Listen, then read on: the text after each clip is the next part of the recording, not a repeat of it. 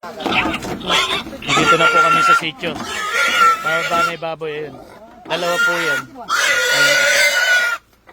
Ayun.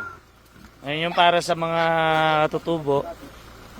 Bumili tayo ng 2 baboy. Kasama natin yan mga pamangking ko. Sila Patrick sa sila Nicole. Siyempre kasama si Nanay. Yan. Ang ganda talaga sa sitio, no? Tingnan nyo po kaganda sa sitio.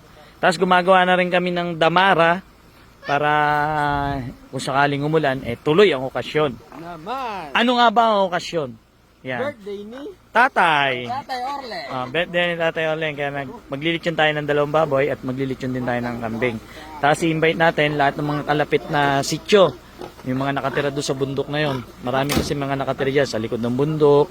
Yan, iba-iba. Siyempre sa Manibukyot, sa Bag, yung mga gustong pumunta, punta lang po kayo dito sa birthday ni Tatay Orling. Ito yung nabili ni Nanay na lutuan, no? Ganda. May paglulutuan na si Nanay. Sige, game. Ayan, bababa na po yung baboy sa sitio. Tapos, yung mga kasama natin, babalik sa bahay.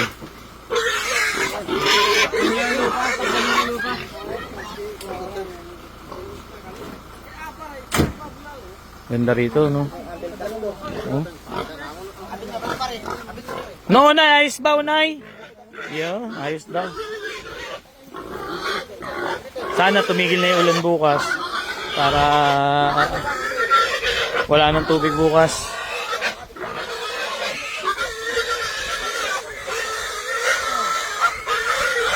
Ito talagang isang to, talagang ano din siya, oh.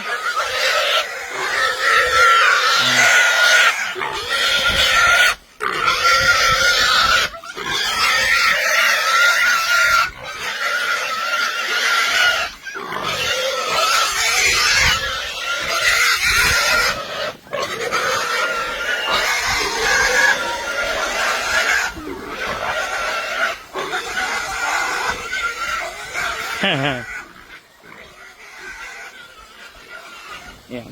Ba't ba natin ginagawa to? Yung pagbibigay ng pabor sa mga katutubo. Unang-una po, yan natin itong ginagawa to. Sila taga Sitio Puti is naging part ng ating pagbablog. Kumaga, sumasahod sila sa atin. Kaya meron silang ulam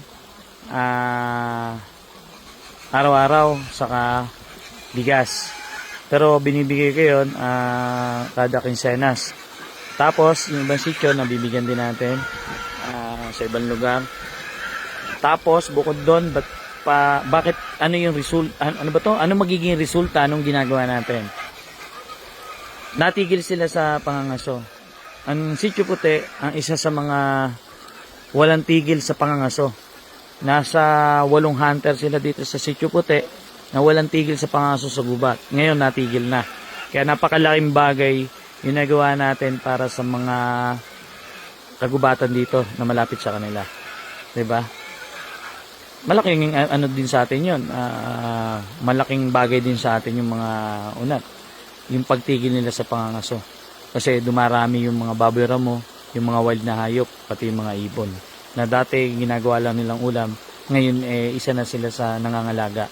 Pero meron pa rin mga ilan na nakatira sa mga likod ng bundok na yan na patuloy pa rin naman sa pangangaso dahil hindi na naaabot ng tulong natin dahil madalang sila makababa. Hindi naman natin sila pwedeng akitin araw-araw.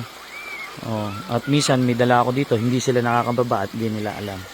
Yun, kaya natin ginagawa to. Saka masaya ako. Yun, isa pa yun. Masaya ako sa ginagawa ko para sa kanila. Kaya kung ano man yung kinikita ko, lalo sa mga ginagawa ko na to, hindi nyo kailangan hanapin yun. Diba? Para sa mga basher, wala po kayong pakialam dun.